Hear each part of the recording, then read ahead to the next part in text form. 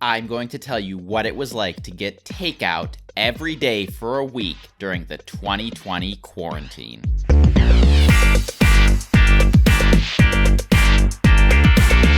Hello, my name is Rob. I'm a tour guide and the founder of Trip Hacks DC Tours. On this channel, you will find my best tips, tricks, and hacks for exploring Washington, D.C. So, if you're interested in that sort of thing, make sure to subscribe to this channel and hit the bell notification icon so that you don't miss anything in the future. 2020 has been a rough year for a lot of small businesses. Trip Hacks DC, my tour company, has not run a tour in almost 2 months. And with everyone at home, I know a lot of other small businesses are hurting as well. Restaurants have had to close their dining rooms, and in DC, they're only allowed to offer takeout. And I've heard that some restaurants, even the ones that used to do a mix of takeout and regular dining, have seen a decrease in takeout orders. And to make matters worse, a lot of restaurants aren't getting any kind of institutional support right now. This article in Washingtonian Magazine illuminates how most restaurants in Washington, D.C. did not get any support during the first round of the Paycheck Protection Program, which I wish I could say was totally shocking, except that I also submitted an application for Trip Hacks DC, and we haven't seen anything from the first round. When I read this article, I wanted to know what I could do to help. So, for an entire week, starting last Sunday, I ordered takeout from local restaurants every day. I set up a few rules for this challenge. First, I ordered from restaurants that either delivered or where I could safely pick it up by riding my own bike there. Second, I wanted to stick to local restaurants. Third, I ordered directly from the restaurant, even if that meant picking up the phone and calling them, rather than ordering through an app like Grubhub or Uber Eats, because those apps are known to charge up to 30% commission per order, and I wanted all of my money going to the local restaurant. Fourth, I always tried to leave a tip, at least 20%. And just because I don't want anyone to ask, I paid for all of these meals with my own money. I have no relationship with any of the restaurants other than that I either like their food or I want to try it. And my goal with making this video is to give you some ideas of places where you can eat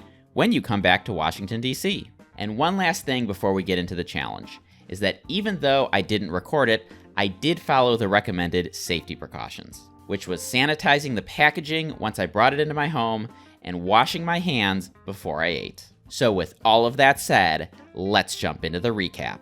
Sunday started with one of my favorite restaurant foods, sushi. I like sushi so much because it's one of the few foods that I absolutely cannot make at home, or at least nothing that compares with what you get in a real sushi restaurant. I ordered from Nushi. They have a couple of locations in the city. In normal times, Nushi might be best known for what they call their crazy hour, which is a happy hour where all of the drinks on the menu are half price. As for the sushi, they don't sell crazy or over-the-top sushi, but to me, they are an excellent choice for solid sushi at a fair price. The takeout came in a simple brown paper bag stapled together. And sorry here for the shaky camera work. I realized after I started doing this that trying to open a stapled bag with one hand was not a good idea. Inside the bag, I found some napkins and silverware sitting on the top. Then, the sushi packed in these little plastic boxes. I went ahead and took the sushi out of the packaging and moved it on to my own plate. If you're curious about what I got, this is a tuna and avocado roll, a standard California roll, and a spicy, crunchy yellowtail roll. It also came with a good amount of pickled ginger and wasabi, and a ton of soy sauce, way more than I actually needed. The sushi was excellent. Exactly the kind of solid takeout sushi that I was hoping for. One thing I will say about this sushi is that it didn't look beautiful, because unlike when you get it in the restaurant and they plate it so nicely before bringing it to you, they really pack it into those little plastic boxes. So the sushi pieces kind of got stuck together and it was a bit of a challenge to pull them apart. But I'm not complaining because it did not affect the taste, and ultimately, that's what I care about. Moving on to Monday, which I decided would be a salad day. On Monday, I wasn't really feeling like a heavy meal, and salad just sounded perfect. So I opted for Sweetgreen. Now, I know what you might be thinking. But Rob, Sweetgreen is a national chain. They've got locations all over the country. And yes, that's true, and you're right. But I still consider this a local company because it started right here in DC. This is the original Sweetgreen, right in the center of Georgetown. I have to say that of all the restaurants I went to during this challenge, Sweetgreen was the one that was really leaning into the situation. In addition to their stores, they set up what they've called outposts, which are marked by these white flags on their website and app. The outposts are mostly apartment buildings, and the way that it works is that if you're too far away from a store or you can't safely get to one, you can order your meal in the morning and they will deliver it to the outpost around noon. So I think that's pretty cool and a really smart idea. Anyway, since I was getting dinner instead of lunch, I ordered from an actual Sweetgreen store. When I picked it up, they handed me my salad without a bag. I think I could have asked for a bag, but really I didn't need one. The salad had a receipt with my order taped to the top and 2 pieces of red tape on the sides, I guess to show that it wasn't tampered with. I ordered the Buffalo Chicken Bowl, one of my all-time Sweetgreen favorites. Once I got the box open, you can see that it comes with a slice of bread, Caesar dressing, and hot sauce. Going around the bowl, it has carrots, cilantro, chicken of course, croutons, tomatoes, and blue cheese. Now you first need to take your hot sauce and pour it all over the chicken, then add the dressing, and give it a good toss. Some people complain and say that Sweetgreen is a really expensive salad, but man, it really is one of the best salads that you can find. On Tuesday, I was feeling a little more adventurous, so I opted for Indian food, specifically a restaurant called Bombay Street Food. This is a small chain here in DC. They have a couple restaurants called Bombay Street Food and a couple of restaurants called the Butter Chicken Company, which specializes in, you guessed it, butter chicken. So that is exactly what I decided to order, even though it's not my go-to Indian dish. The food came in a plain brown paper bag. This time, I learned my lesson and left the camera on a tripod. Inside the bag was naan, wrapped in foil, the butter chicken itself, and of course, rice. I'm not very good at plating, so I apologize to Bombay Street Food for not making this look nearly as good as they would have in the restaurant. I do wish we had smell-o-vision though, because as soon as I opened the rice, that amazing turmeric flavor started wafting through my kitchen. I put down some rice and then added the butter chicken on top with plenty of sauce, of course. And before I dug in, I took a big chunk of naan bread, dipped it in the sauce, and had a big bite. The best part about this meal, aside from the fact that it was delicious, is that there was a ton of food, which means I got to have it for lunch the next day too. Speaking of the next day, Wednesday was Taco Day. I know, this should have been Taco Tuesday, but at the end of the day, does it really matter? I got this meal from Taco City. They only have a single location, but they are highly regarded. They got written up in the Washington Post about a year ago when they opened as one of the best places in DC to get some tacos. This food also came in a plain brown paper bag, stapled together. Going to the unboxing, first I found some chips in another paper bag, my 3 tacos in a little box, and a nice bowl of guacamole that I'd ordered.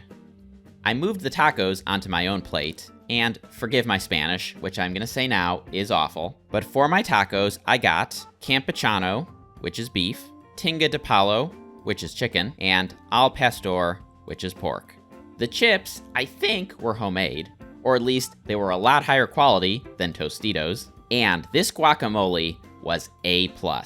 I didn't take a video of me eating the tacos because they were a little messy, but don't let the mess turn you off because they were delicious. Thursday, I decided would be ramen day. Now, I have to admit upfront that this was the one meal that I was the most skeptical of going in. And the reason is because I ordered this ramen from Daikaya, one of the restaurants that my expert guest recommended by name in the Trip Hacks DC podcast episode about restaurants. Now, the reason I was skeptical is because on their website it says, "Our carry-out ramen comes deconstructed and requires a few easy steps that we provide for you to reheat it using a microwave. This method preserves the freshness and quality of your ramen." Now, when I think of microwavable ramen, I think of those brick packets that we used to eat back in college, not a high-quality ramen from a restaurant like Takeout.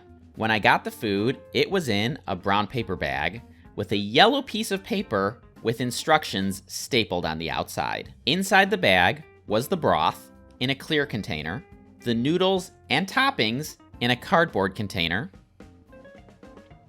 my soft-boiled egg in its own plastic container, and silverware wrapped up in a white paper package. The instructions said to first take the lid off of the broth and microwave it for 3 minutes. Then to pour that now hot broth over the noodles.